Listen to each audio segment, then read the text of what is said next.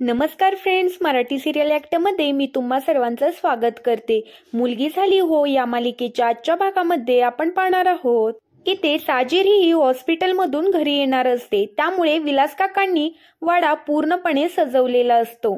फुलांच्या माळा पूर्ण घरामध्ये लावलेल्या असतात। तर इकडे आता भूषण, साजिरी आणि रोहन घरी येत असतात। जिथून साजिरी ही घरी येणार असते तिथे फुले सुद्धा टाकलेली असतात। हे पाहून साजिरी खूप खुश झालेली असते। ती सगळ्यांकडे खूप मायेने बघत असते। गोजरी ही आता आईला बघून खूप खुश होते। उमा काकू ही आपल्या मुलीला भेटायला आलेल्या असतात। तर साजिरी ही आल्या आल्या तुळशीच्या पाया पडते, तुळशीचा आशीर्वाद घेते। तर इकडून विलास काका दरवाजामधून हे आपल्या मुलीला बघत असतात। साजिरी ही उमा काकूंना मिठी मारते। त्यावेळेला उमा काकूंना सगळे ते भयानक प्रसंग आठवायला सुरू होतात। गुरुजी म्हणाले असतात, ही कोण मुलगी आहे, अगदी नक्षत्रासारखी आहे। उमा काकू म्हणणार असतात की ही माझी मुलगी आहे। तेवढ्यातच विलास काका म्हणतात की नाही, ही शेजाऱ्यांची मुलगी आहे। तर इकडे साजिरी म्हणालेली असते की मी कुणाला सुद्धा घाबरत नाही, बाबांना सुद्धा नाही। उमा काकू म्हणत असतात की हे जग बोलणाऱ्यांचं आहे आणि ज्याला बोलता येत नाही त्याचं कोणी सुद्धा ऐकून घेत नाही। इकडे उमा काकूंना सर्व काही आठवत असतं। लहान असताना साजिरी ही भिंतीवरती चित्र काढत असते, पण त्यामध्ये तिने स्वतःचं चित्र काढलेलं नसतं। त्यावर तिची बहीण म्हणत असते की तू स्वतःचं चित्र बाहेर का काढलं आहे? साजिरी म्हणत असते मी घरामध्ये राहत नाही। तर इकडे साजिरी ही खूप चिडलेली असते, जीव देण्याचा प्रयत्न करत असते। तेवढ्यातच तिथे उमा काकू येतात आणि तिला थांबवतात आणि म्हणत असतात, साजिर बाळा हे काय करतेस? तूच माझं जग आहेस ना, तुझ्यासाठी तर जगायचं आहे आणि तूच असं काहीतरी केलंस तर मी कुणाकडे बघायचं आणि कोणासाठी जगायचं? उमा काकू म्हणत असतात, मी आयुष्यभर तुझं बोलणं ऐकून घेण्याचा आणि तुला समजून घेण्याचा प्रयत्न करेन, पण तू पुन्हा असं करू नकोस। तर इकडे आर्याने पाण्यामध्ये जीव देत असताना साजिरी ही तिला वाचवायला गेलेली असते आणि तिला पाण्यातून बाहेर काढलेलं असतं। आर्या आणि साजिरी त्या एकमेकींवरती रुसलेल्या असतात। त्यावेळेला ती एकमेकींना सॉरी म्हणत असतात। आर्या म्हणत असते, मी पण तुला खूप बोलले ना, त्यामुळेच तुला झोप येत नाहीये वाटतं। तर इकडे साजिरी ही खूप छान रांगोळी काढत असते। तेवढ्यातच तिथे रोहन येतो आणि त्या रांगोळीवरती पाय देतो। रोहन म्हणत असतो, हे बघ, तुझ्या रांगोळीमुळे माझी बुटं खराब झालेली आहेत आणि आत्ताच्या आत्ता मला ही बुटं पुसून दे। आजी म्हणालेली असते की व्यवस्थित बुटं पुसून द्यायची ह तिची, तुझ्यामुळे त्याची बुटं खराब झालेली आहेत। तर इकडे रोहनची आणि एका माणसाची भांडणं झालेली असतात। तेवढ्यात तिथे साजिरी येते आणि एका माणसाच्या डोक्यामध्ये मारते। तर तो माणूस म्हणत असतो, कोण आहे रे तुझी, ही कोण आहे? बहीण आहे का? त्यावर रोहन म्हणालेला असतो, ती माझी बहीण नाही, बाजूची मोलकरीण आहे।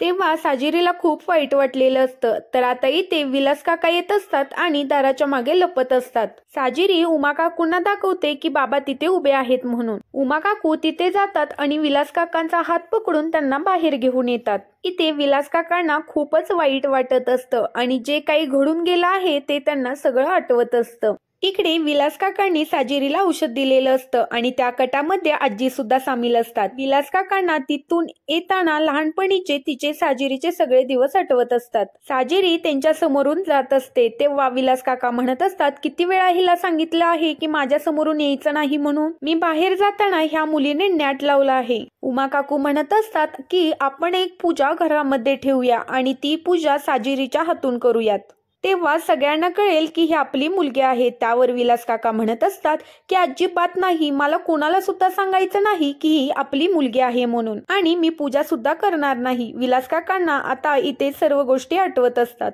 याच्यामध्ये ते चुकीचे वागलेले असतात। विलास काकांना आठवत असतं की ते म्हणत असतात की ही मुलगी ह्या घरामध्ये राहणार नाही आणि ते साजिरीला ढकलून घराच्या बाहेर काढत असतात। उमा काकूंना खूप वाईट वाटत असतं आणि त्या खूप रडत असतात। साजिरी जमिनीवरती पडलेली असते आणि कोर्टामध्ये साक्ष देताना, माझ्या वडिलांनी मला ढकललेलं नाहीये, राजननी मला ढकललेलं आहे। त्यावेळेला जज साहेब विचारतात की त्या काय बोललेल्या आहेत? उमा काकू सांगत असतात की ती अशी म्हणते की तिच्या वडिलांच्या धक्क्यामुळे ती पडलेली नाही, तर राजननी तिला धक्का दिला होता।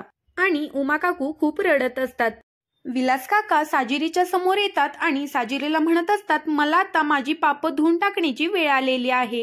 हो ना साजिरी? त्यावर साजिरी हो म्हणते. तरी इकडे आता विलास काका म्हणत असतात की तुला माहित आहे का, ह्या क्षणाची मी किती वर्ष झालं वाट पाहत होतो. आई बघितलंस ना, आता माझी मुलगी मला आवाज देणार आहे, मला बाबा म्हणून हाक मारणार आहे. साजिरी तू मला बाबा म्हणून हाक मारशील ना? मला तू हाक मारशील ना?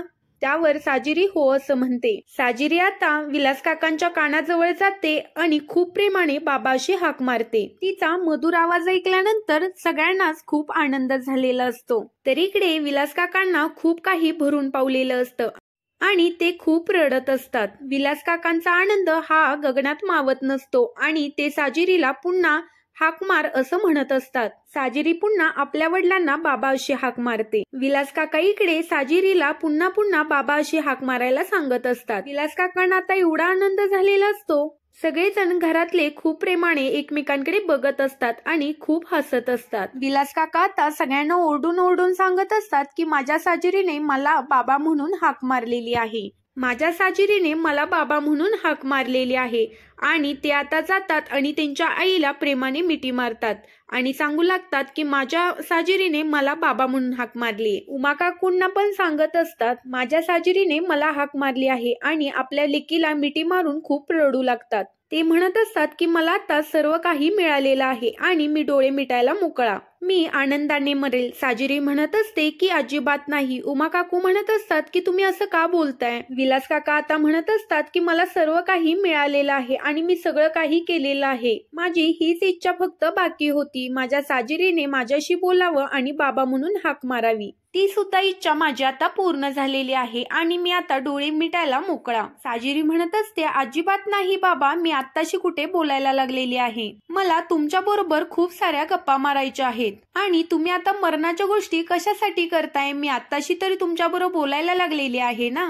मला तुमच्या बरोबर खूप गप्पा मारायच्या आहेत. विलास काका म्हणत असतात तुझ्या तोंडून हे शब्द ऐकायला किती छान वाटत आहे. काय तुला सांगू? साजिरी म्हणत असते अशी बरं तुम्हाला मरून देईल? तुम्ही माझे बाबा आहात ना आणि इतक्या वर्ष झाले मी तुमच्याशी बोलली नाही. आता मला खूप काही बोलायचं आहे. ते ऐकून उमा काकूंना खूप आनंद झालेला असतो आणि साजिरी आता उमा काकूंकडे येते आणि म्हणते आई लहानपणापासून तू माझा आवाज बनली, मला धीर दिलास ना तू. उमा काकू म्हणत असतात की लहानपणापासून तुला बोलता आलं नाही पण बोलण्याचं मोल तुला माहित आहे. ज्या लोकांना बोलता येतं त्यांना बोलण्याचं मोल माहित नव्हतं आणि तू इतक्या वर्ष तुझ्या मनामध्ये जे साठवून ठेवलं होतं ते आता सगळं बाहेर येणार आहे. एवढ्या वर्ष तुझ्या इच्छा ज्या होत्या त्या घुसमटत राहिल्या. तुला बोलायचं होतं पण तुला बोलता आलं नाही. सगळं काही मनात राहिलं पण तुला आता जे काही बोलायचं आहे ते सगळं बोलायचं.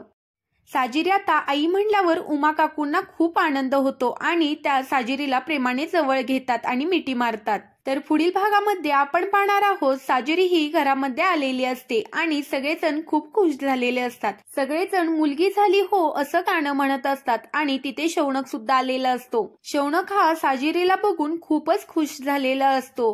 साजिरी ही आता गोजिरीला मांडीवर घेते, तिचे लाड करत असते आणि तिला प्रेमाने म्हणत असते मुलगी झाली हो असं गाणं म्हणत असते आणि हे पाहून सगळेजण खूप खुश झालेले असतात कारण साजिरीला बोलता येत असतं. तेवढ्यातच आता शौनक म्हणत असतो मला तुमच्याशी काहीतरी बोलायचं आहे. मला असं म्हणायचं आहे की साजिरीला आता तिच्या हक्काच्या घरी घेऊन जायचं आहे. असं म्हणल्यावर सगळेजण त्याच्याकडे बघायलाच लागतात आणि विलास काका हे त्यांचा चेहरा दुसरीकडे करतात. विलास काका आता शौनक बरोबर साजिरीला त्यांच्या घरी पाठवतील का? येणारे भागच खूपच रंजककारक ठरणार आहेत. असेच मालिकेचे अपडेट जाणून घ्यायचे असेल तर चॅनेलला सबस्क्राईब करा.